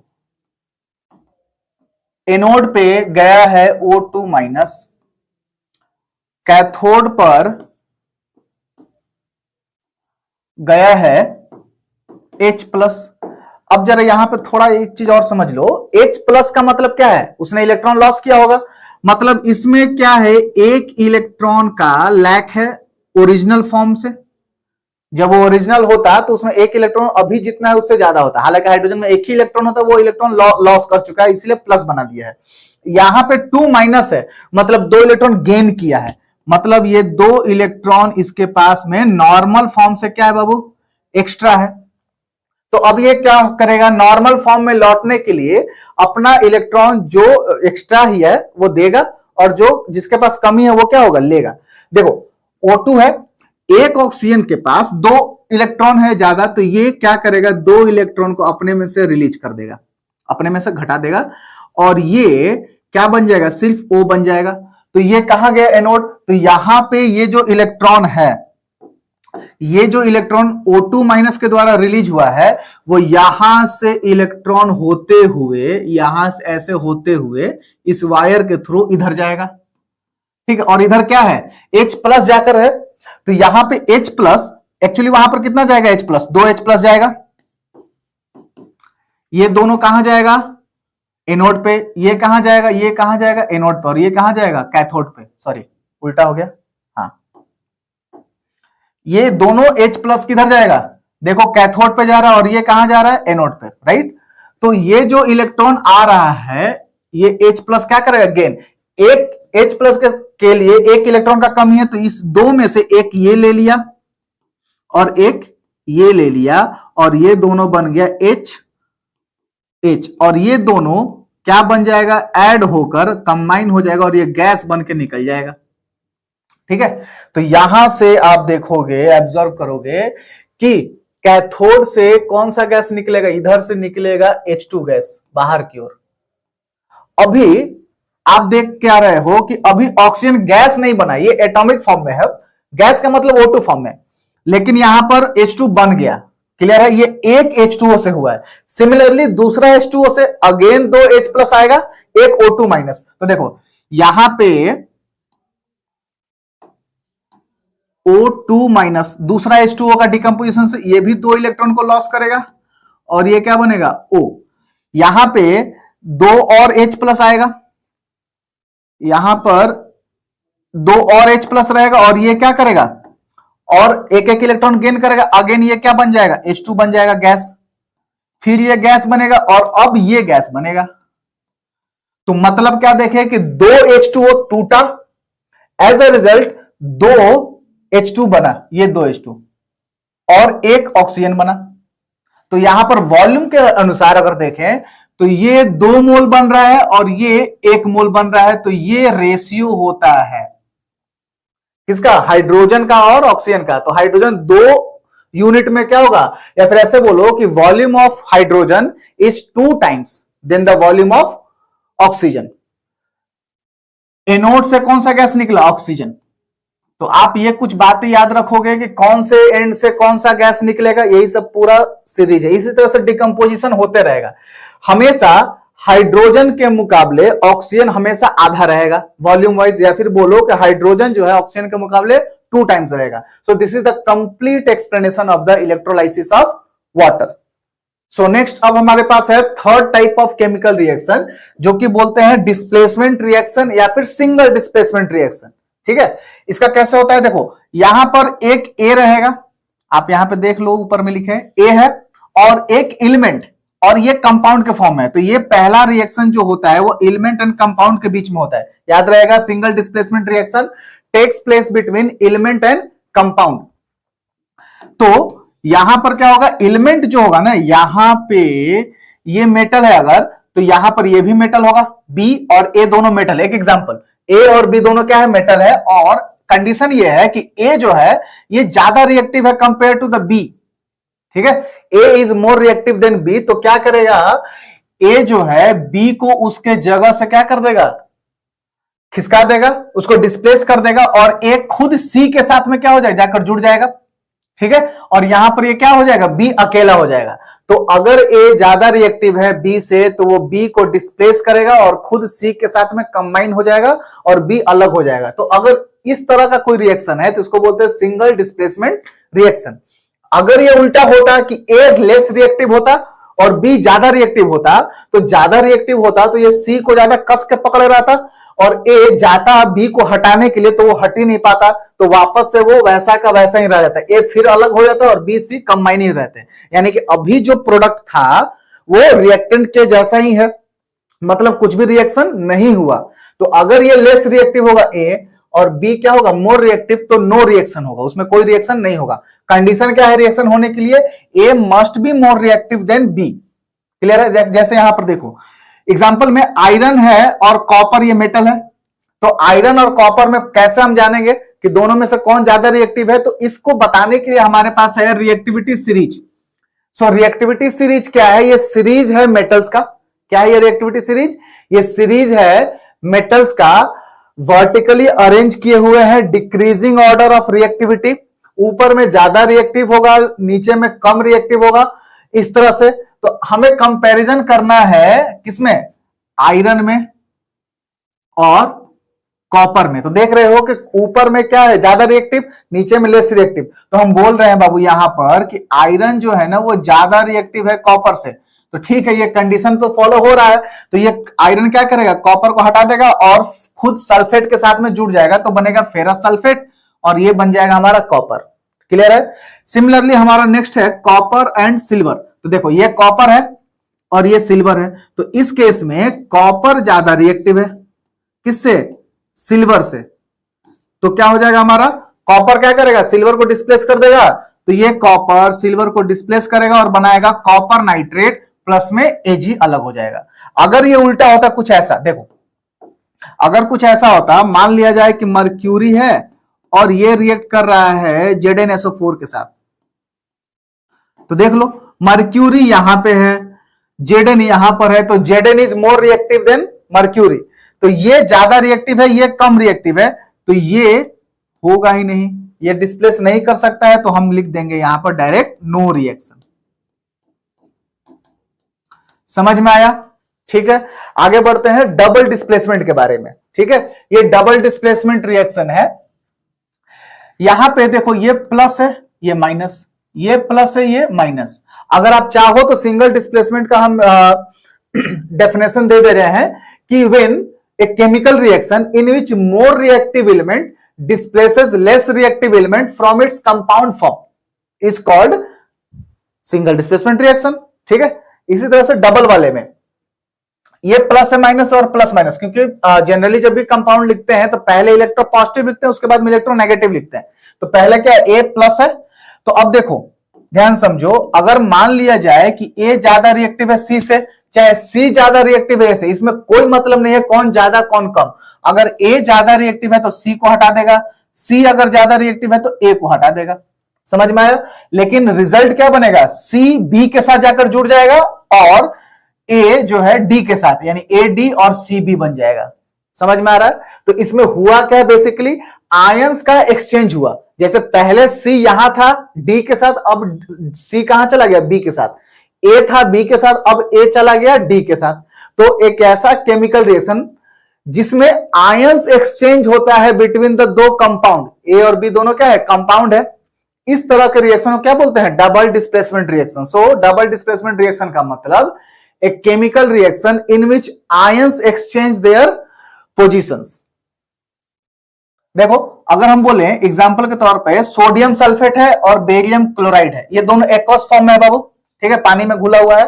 तो ये दोनों क्या करेंगे, देखो ये सोडियम इस बेरियम के साथ में अपना आप पोजीशन एक्सचेंज कर लेगा तो क्या बन जाएगा, सोडियम सल्फेट, सॉरी यहां पे बेरियम सल्फेट और सोडियम क्लोराइड। ये बेरियम सल्फेट जो है ना, ये अगेन प्रिसिपिटेट होता है। ये क्या होता है, व्हाइट कलर का प्रिसिपिटेट होगा। सिमिलरली नेक्स्ट में लेते हैं, अगर sodium potassium iodide lead nitrate के साथ रिएक्शन करेगा तो ये क्या बनेगा, ये दोनों आपस में पोटेशियम और लीड आपस में एक्सचेंज करेगा तो बन जाएगा PbI2 लीड आयोडाइड और पोटेशियम नाइट्रेट। अगेन ये इस रिएक्शन में क्या हो रहा है, प्रिसिपिटेट बन रहा है, तो इसीलिए इस रिएक्शन को हम लोग बोल सकते हैं प्रिसिपिटेट रिएक्शन। क्या बोल सकते हैं इसको हम लोग, प्रिसिपिटेट रिएक्शन। तो एक ऐसा रिएक्शन जिसमें प्रिसिपिटेट का फॉर्मेशन होता है। सेकंड इसी में है, अगर ये एसिड है और ये बेस है, ये क्या है, एसिड और क्या है, बेस। अब देखो सबसे पहले जब हम इसको एक दूसरे में डिकम्पोज करेंगे तो ये एक दूसरे में मिलाएंगे तो ये H प्लस और Cl माइनस में टूटेगा, पुराना बॉन्ड टूटता है, पहले मैंने आपको बता दिया ये Na प्लस है और ये OH माइनस में टूटेगा।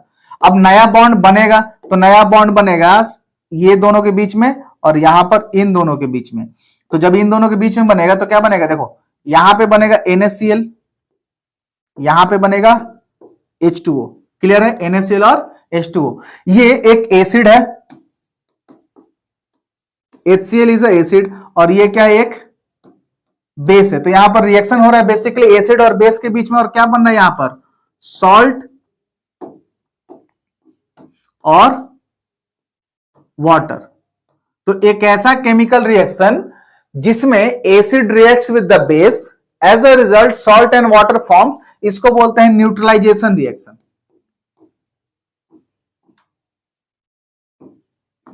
न्यूट्रलाइजेशन रिएक्शन, ठीक है। तो ये पूरा था आपका डबल डिस्प्लेसमेंट रिएक्शन के बारे में। इसमें कोई जरूरी नहीं है हमें देखने के लिए, कंपेयर करने के लिए कि कौन सा ज्यादा रिएक्टिव है कौन सा लेस, क्योंकि कोई भी हो ज्यादा रिएक्टिव या फिर लेस रिएक्टिव, वो हमेशा प्रोडक्ट सेम ही ऑब्टेंड होगा, ठीक है। नेक्स्ट पांचवा टाइप ऑफ केमिकल रिएक्शन है रेडॉक्स रिएक्शन, ठीक है।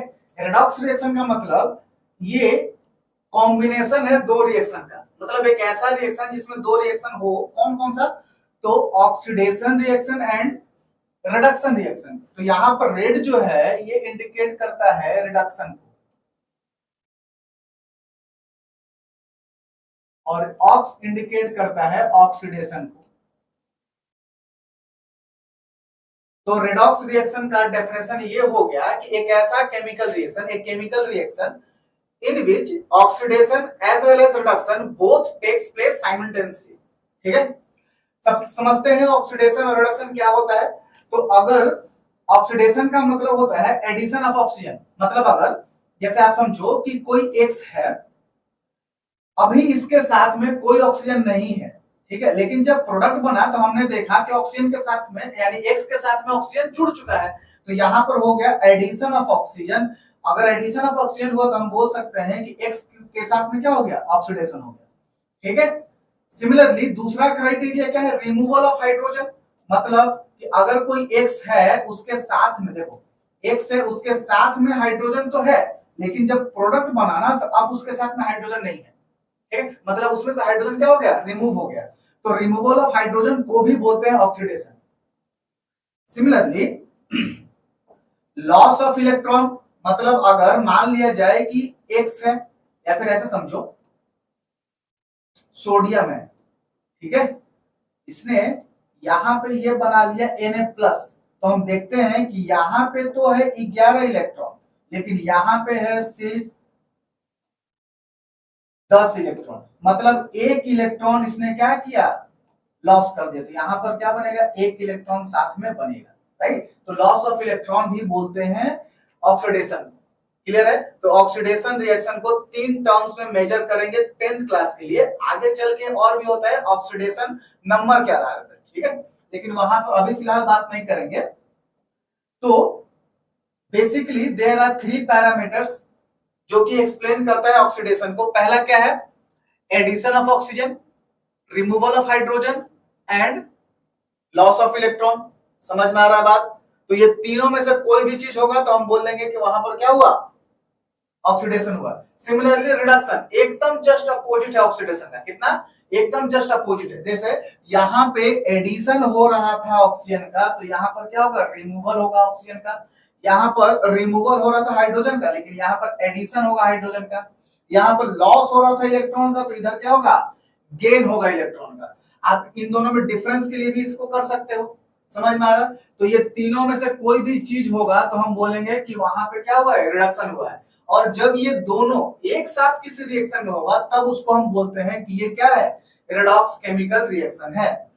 जैसे यहां पे आप देखो, क्या देख रहे हो बाबू, कि ऑक्सीजन यहां पे कॉपर के साथ में है, लेकिन यहां पर कॉपर के साथ में नहीं है। तो यहां पे ऑक्सीजन क्या हुआ, लॉस या फिर रिमूवल ऑफ ऑक्सीजन हुआ। यहां पे क्या हुआ, ऑक्सीजन क्या हो गया, रिमूव हो गया, सॉरी, हाँ, यहां पर ऑक्सीजन क्या हो गया, रिमूव हो गया। तो इसीलिए हम बोल सकते हैं कि यहां पर रिडक्शन हो गया। समझ गए। लेकिन यहां पे देखो तो हाइड्रोजन अकेला है इधर, लेकिन इधर ऑक्सीजन के साथ क्या हो गया, जुड़ गया। यहां पर ऑक्सीजन क्या हो गया, ऐड हो गया। इसको हम बोल देंगे कि ऑक्सीडेशन यहां पर हुआ है। ठीक है। कॉपर ऑक्साइड के साथ में रिडक्शन हुआ और वो बदल गया Cu में, कॉपर में। यहां पर हाइड्रोजन के साथ में ऑक्सीडेशन हुआ और वो बदल गया वाटर में। स्टेटमेंट कैसे लिखेंगे, CuO get reduced to form Cu, लिख लो, CuO get reduced to form Cu, similarly H2 get oxidized to form H2। ठीक है, बात समझ में आ रहा है। तो यहाँ पर कौन सा सबस्टांस रिड्यूस हो रहा है, तो रिड्यूस होने वाला CuO है। कौन सा सबस्टांस ऑक्साइड हो रहा है, तो H2 है। रिडक्शन का प्रोडक्ट क्या है, तो Cu है। ऑक्सीडेशन का प्रोडक्ट क्या है, तो H2 है। समझ में आ रहा है बात। यहां पर एक और एग्जांपल देख लेते हैं, देखो बाबू। जैसे यहां पर H2S है, लेकिन यहां पर सिर्फ S है, मतलब इनमें अगर हम कंपैरिजन करें तो यहां पर हाइड्रोजन क्या हो गया, रिमूव हो गया। और रिमूवल ऑफ हाइड्रोजन होता है ऑक्सीडेशन। समझ में आ रहा है। इधर देखो ऑक्सीजन है, लेकिन ऑक्सीजन के साथ में इधर हाइड्रोजन क्या हो गया, ऐड हो गया। तो एडिशन ऑफ हाइड्रोजन होता है, यहां पर हाइड्रोजन क्या हो गया, ऐड हो गया। तो इसको बोलते हैं हम लोग रिडक्शन। समझ गए। Same H2S get oxidized to form S, O2 get reduced to form H2O। ठीक है। एक लास्ट एग्जांपल भी देख लेते हैं हम लोग। FeO है, यहां पर सिर्फ Fe, यानी कि यहां पर आप बताओ, ऑक्सीजन रिमूव हुआ यानी कि रिडक्शन। इधर CO है, लेकिन इधर CO2 है, यानी एक और ऑक्सीजन बढ़ गया। एडिशन ऑफ ऑक्सीजन यानी कि ऑक्सीडेशन। सेम यहां पर भी बोल सकते हैं कि FeO get reduced to form Fe, CO get oxidized to form CO2। अब यहीं पर एक टर्म होता है जो बार बार आपसे क्वेश्चन में पूछा जाता है, ऑक्सीडाइजिंग एजेंट।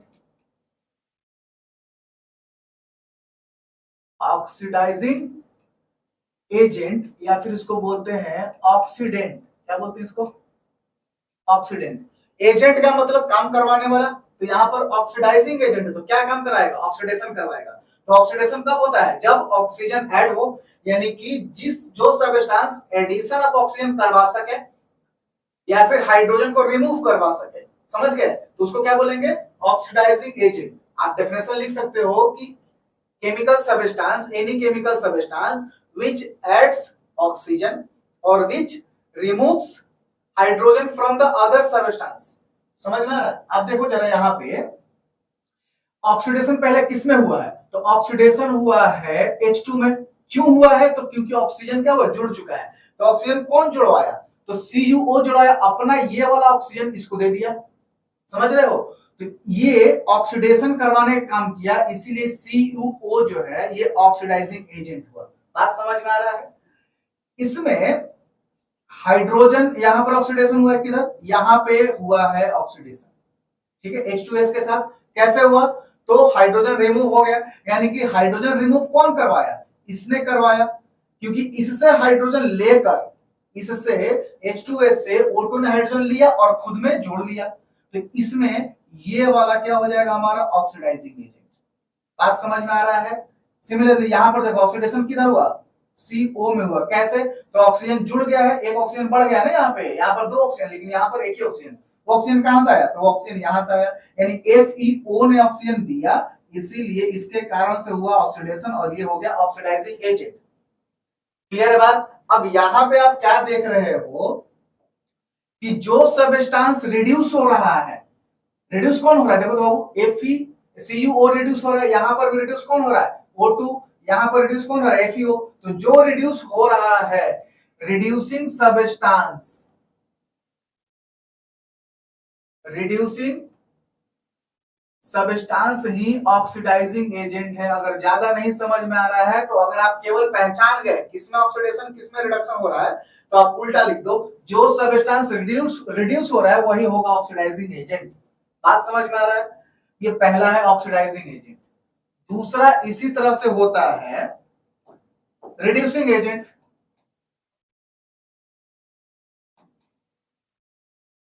रिड्यूसिंग एजेंट, और इसको बोलते हैं रिडक्टेंट,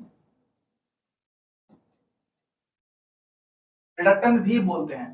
तो इसी तरह से इसमें क्या होगा, देखो रिडक्शन क्यों होता है, रिडक्शन होता है, रिडक्शन क्यों होता है, रिडक्शन क्योंकि होता है कि किसी में से ऑक्सीजन निकल जाए, हाइड्रोजन जुड़ जाए, यही सब तो बोलते हैं ना रिडक्शन। तो अगर कोई ऐसा सब्सटेंस है जो हाइड्रोजन निकालने का काम कर रहा है किसी दूसरे में से, हाइड्रोजन जोड़ने का काम कर रहा है किसी दूसरे में, तो उसको बोलते हैं रिड्यूसिंग एजेंट। यानी इसका डेफिनेशन क्या हो जाएगा, any chemical substance which removes oxygen और which adds hydrogen to the other substance is called reducing agent। ठीक है, तो यहां पर रिडक्शन किधर हो रहा है बाबू, यहां पर रिडक्शन हो रहा है, देखो ध्यान से देखोगे CuO में। तो यहां पर रिडक्शन क्यों हुआ, क्योंकि ऑक्सीजन हट गया, तो हटाने का कौन काम किया, ये वाला, तो इसलिए इसको बोलेंगे हम लोग रिड्यूसिंग एजेंट, इसको बोलेंगे हम लोग रिड्यूसिंग एजेंट। सिमिलरली रिडक्शन इधर कहां हुआ है, O में हुआ है, O2 में हुआ है रिडक्शन। तो रिडक्शन यहां पर क्यों हुआ, क्योंकि हाइड्रोजन जुड़ गया, तो जोड़ने का काम कौन किया, ये वाला, क्योंकि H2S ने अपना हाइड्रोजन दे दिया, तो ये हो गया इस केस में रिड्यूसिंग एजेंट। ये नहीं होता तो इसमें रिडक्शन नहीं होता। सिमिलरली इसमें रिडक्शन कहां हो रहा है, FeO में। क्यों हुआ, क्योंकि ऑक्सीजन उससे हट गया, देखो यहाँ पर ऑक्सीजन हट गया, तो हटाने का कौन काम किया, CO ने क्या किया, उसका एक ऑक्सीजन ले लिया, तो यहां पर ये हो गया रिड्यूसिंग एजेंट। तो आप यहां पर फिर एक कॉमन सा चीज देख रहे हो, क्या देख रहे हो, कि जिसमें ऑक्सीडेशन हो रहा है, देखो ऑक्सीडेशन हो रहा है वही है रिड्यूसिंग एजेंट, जिसमें ऑक्सीडेशन हो रहा है वही है क्या हमारा रिड्यूसिंग एजेंट, यहां पर भी रिड्यूसिंग एजेंट। तो oxidising substance,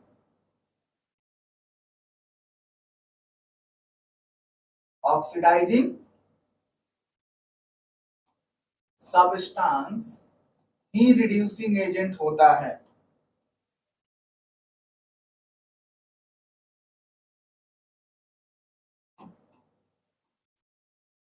so I hope आप ये समझ गए होंगे कि oxidising agent and reducing agent क्या होता है। आप इसको क्या करो, अपने बुक को उठाओ और बुक में से और क्वेश्चंस को प्रैक्टिस करो। सबसे पहले आप इसको उतार लोगे समझते हुए, इसको दोबारा खुद से करने की कोशिश करोगे। जब एक बार हो जाए तो आप किसी अदर एग्जाम्पल के साथ भी जा सकते हो। जितना एग्जाम्पल्स करोगे, जितना ज्यादा नहीं करना है, 10-15 कर लोगे तो परफेक्ट हो जाएगा ये कॉन्सेप्ट। ठीक है, ज्यादा कुछ है नहीं। क्लियर है बात? सो अभी तक हम लोगों ने रेडॉक्स रिएक्शन पढ़ा, ऑक्सीडाइजिंग एंड रिडक्शन एजेंट पढ़ा, ठीक है, ऑक्सीडेशन एंड रिडक्शन भी पढ़ा। तो अब हम देखेंगे कि इफेक्ट क्या क्या होता है ऑक्सीडेशन का अपने डे टू डे लाइफ में। हालांकि ये इफेक्ट क्या है, हार्मफुल है। अभी जो हम इफेक्ट पढ़ने वाले हैं वो हार्मफुल नेगेटिव इफेक्ट है। ठीक है, तो पहला इफेक्ट है कोरोजन। कोरोजन का मतलब क्या होता है, देखो जैसे कोई मेटल है ना, अगर ये मेटल एटमॉस्फेयर में जो भी गैस एसिड प्रेजेंट है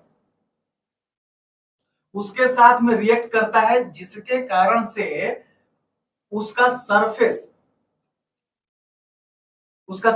क्या होता है, कोरोड होता है, खत्म हो जाता है, डैमेज हो जाता है, ठीक है, तो उसको बोलते हैं कोरोजन। सो कोरोजन का डेफिनेशन क्या होता है, when a metal reacts with the atmospheric components like O2, H2O chemicals, ठीक है, its surface get corroded, get damaged. This process is called corrosion. अगर कोरोजन आयरन में होता है, अगर कोरोजन आयरन मेटल में होता है तो इस प्रोसेस को बोलते हैं रस्टिंग, ठीक है। तो ये आयरन मेटल है और ये एटमॉस्फेयर से आया, कहां से आया, एटमॉस्फेयर से, O2 और X मॉलिक्यूल ऑफ H2O। यहां पर X क्यों लिखे हैं, क्योंकि एटमॉस्फेयर में ह्यूमिडिटी यानी H2O जो है वो पूरे साल एक समान नहीं रहता है, कभी घटता है कभी बढ़ते रहता है, इसीलिए वेरिएबल है X H2O। As a result आपका बनेगा Fe2O3, क्या बनेगा, Fe2O3, यही है आपका रस्ट। और ये ब्राउन कलर का होता है फेरिक ऑक्साइड, इसको क्या बोलते हैं, फेरिक ऑक्साइड, इसको बोलते हैं रस्ट। सिमिलरली कॉपर है, कॉपर ने रिएक्शन किया इन सब से, O2, CO2, H2O से, जो कि एटमॉस्फेयर से आता है, तो ये बनाएगा बेसिक कॉपर कार्बोनेट। क्या बनाएगा, बेसिक क्यों, क्योंकि ये वाला पार्ट बेस है, ठीक है, तो बेसिक, बाकी जो है CuCO3 वो है कॉपर कार्बोनेट। और ये कैसा कलर बनाता है, ग्रीन लेयर बन जाता है, ठीक है, जब कॉपर के ऊपर में ये सब रिएक्शन करेगा तो उसके ऊपर में ग्रीन लेयर बन जाएगा, और वो लेयर होता है बेसिक कॉपर कार्बोनेट का, CuCO3 CuOH का होल ट्वाइस। सिमिलरली एक सिल्वर ले लेते हैं, टार्निशिंग ऑफ सिल्वर, सिल्वर है ये केमिकल, हाइड्रोजन सल्फाइड के साथ में जब रिएक्शन करेगा तो ये क्या बन जाएगा, सिल्वर सल्फाइड, और हाइड्रोजन गैस रिलीज होगा, तो ये सिल्वर सल्फाइड जो बना ये बनता है ब्लैक। तो आप देखोगे कि सिल्वर का जो ज्वेलरी होता है वो कुछ समय के बाद में उस पर क्या होता है, ब्लैक लेयर आने लगता है, जिसके बाद में हम ज्वेलरी के पास जाते हैं जो ब्लैक लेयर को क्या करता है, हटा कर देता है। तो ये Ag2S के कारण से, तो अगर आपको बोला जाए कि Ag के ऊपर ब्लैक लेयर क्या है, तो ब्लैक लेयर है सिल्वर सल्फाइड का, ठीक है। तो इस तरह से यहाँ पर स्ट्रेंथ आयरन का चला गया, यहाँ पर साइन चला जाता है, तो कुछ ना कुछ प्रॉपर्टी लॉस हो रहा है मेटल का due to the atmospheric components. इस प्रोसेस को ही बोलते हैं कोरोजन, ठीक है, बहुत डैमेज करता है कोरोजन। इससे बचने का तरीका क्या है, तो बचने का कुछ तरीका यहाँ पर लिखे हैं प्रिवेंशन मेथड्स में। हम लोग मेटल्स को क्या कर सकते हैं, पेंट कर सकते हैं। एक्चुअली देखो हो क्या रहा है, मेटल और इसके चारों ओर क्या है, एटमॉस्फेयर है, ये सब इस पर क्या कर रहा है, अटैक कर रहा है, सब इस पर क्या कर रहा है, अटैक कर रहा है। तो हो सकता है कि अगर हम इस मेटल को कवर कर दें, इस मेटल को कवर कर दे ऐसे कि बाहर का जो भी कंपोनेंट है, बाहर का जो भी कंपोनेंट है वो इस लेयर को पार करके मेटल के सरफेस तक ना पहुंच सके, तो इसको बोलते हैं प्रोटेक्शन मेथड, ठीक है। तो एक बोल रहे हैं हम मेटल को पेंट कर सकते हैं, ऑयल लगा सकते हैं, ग्रीस कर सकते हैं, ग्रीसिंग लगा सकते हैं। तो इन सब के होते हुए एटमॉस्फेयर का जो ऑक्सीजन है, वाटर है, वो मेटल के सरफेस पर नहीं जा सकता, इन सबको पेनिट्रेट करके नहीं जा सकता, ठीक है। तो जब तक मेटल के ऊपर में पेंट, ऑयल, ग्रीस रहेगा तब तक मेटल क्या है, सेफ है, ठीक है, रस्टिंग से।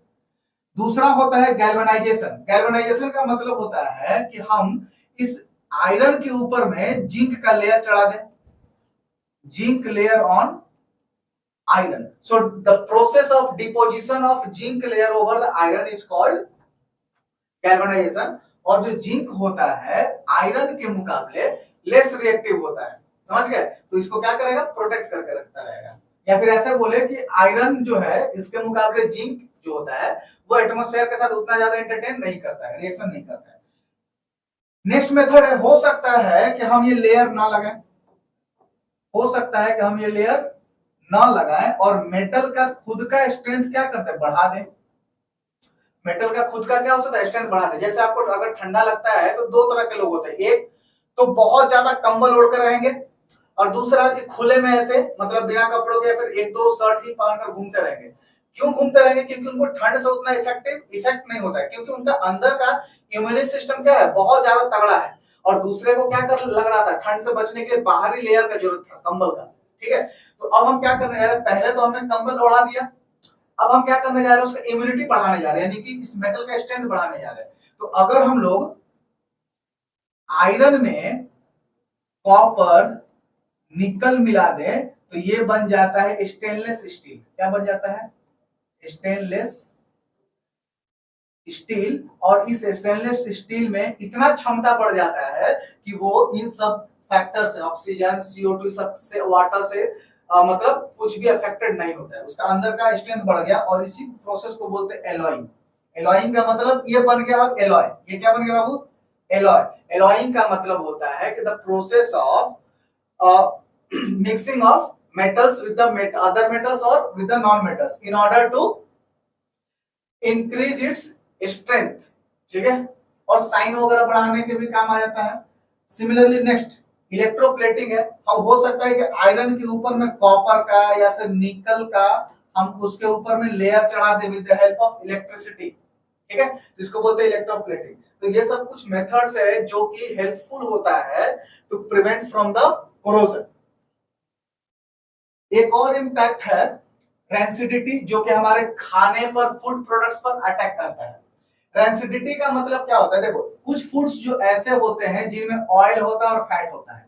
ऑयल और फैट में हाइड्रोकार्बन अवेलेबल होते हैं, जो कि चौथा चैप्टर हम लोग पढ़ेंगे कार्बन एंड कंपाउंड में, कि कौन सा फैट में कौन सा हाइड्रोकार्बन है, क्या है। तो फैट और ऑयल है, ठीक है। ये फैट एंड ऑयल हाइड्रोकार्बन है, ये ऑक्सीजन के साथ में रिएक्ट करके ऑक्सीडेशन करता है, ठीक है, जिसके कारण से उस खाने में बैड टेस्ट हो जाता है। उस खाने का क्या होता है, बैड टेस्ट हो जाता है, बैड स्मेल हो जाता है, उसका कलर भी चेंज हो जाता है, अनवांटेड कलर, अनवांटेड कलर। तो जिस फूड से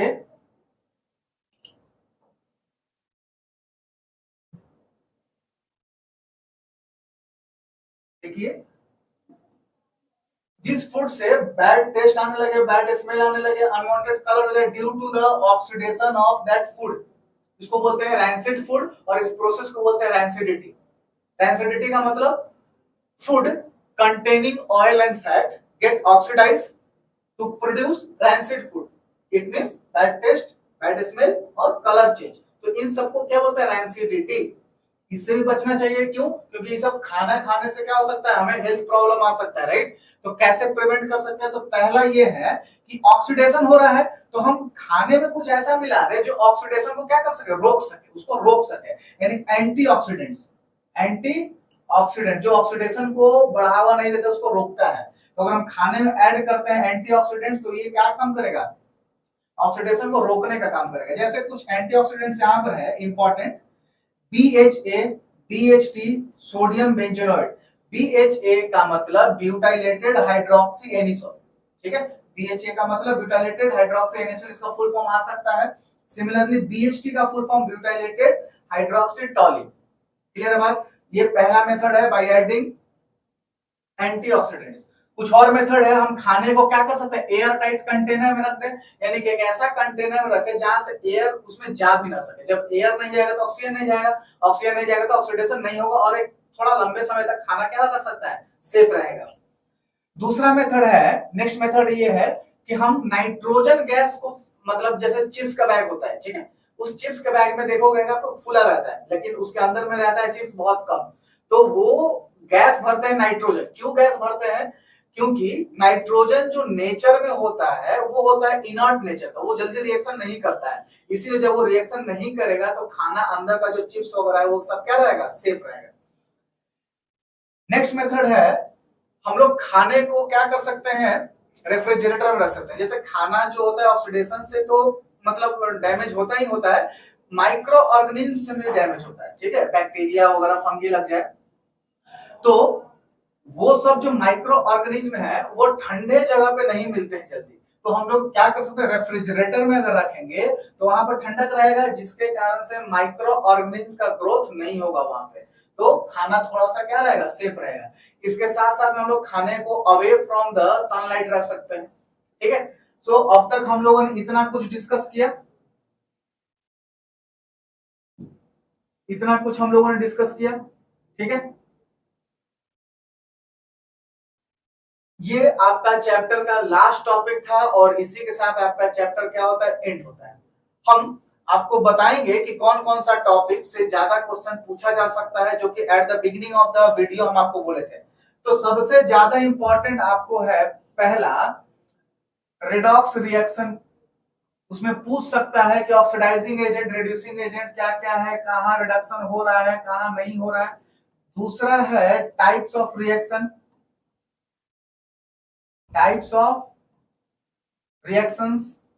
तीसरा है बैलेंसिंग वाला से लेकर, ठीक है, बैलेंसिंग केमिकल इक्वेशन। हम केमिकल इक्वेशन को बैलेंस कैसे करते हैं ये सब आएगा। इसके अलावा हम ये बोल रहे हैं कि इस पूरे चैप्टर में आप इन तीन चीजों को तगड़ा करके ही आप एग्जाम रूम में जाओगे। बट इसका मतलब हम ये नहीं बोले कि सिर्फ यही तीन पढ़ोगे, बाकी सब नहीं पढ़ो। बाकी सब ध्यान में रखो, ऐसा कि बस आए तो छूटे ना, लेकिन इन सब पर क्या करो, ज्यादा पकड़ बना लो। जैसे आपसे क्वेश्चन अगर आ गया what is mean by corrosion, what is mean by rancidity, what are there prevention method, तो आप लोग थोड़ा वो देख लो, उसको याद कर लो। समझ में आ रहा है? तो इस तरह से आपका ये चैप्टर क्या होता है, ओवर होता है।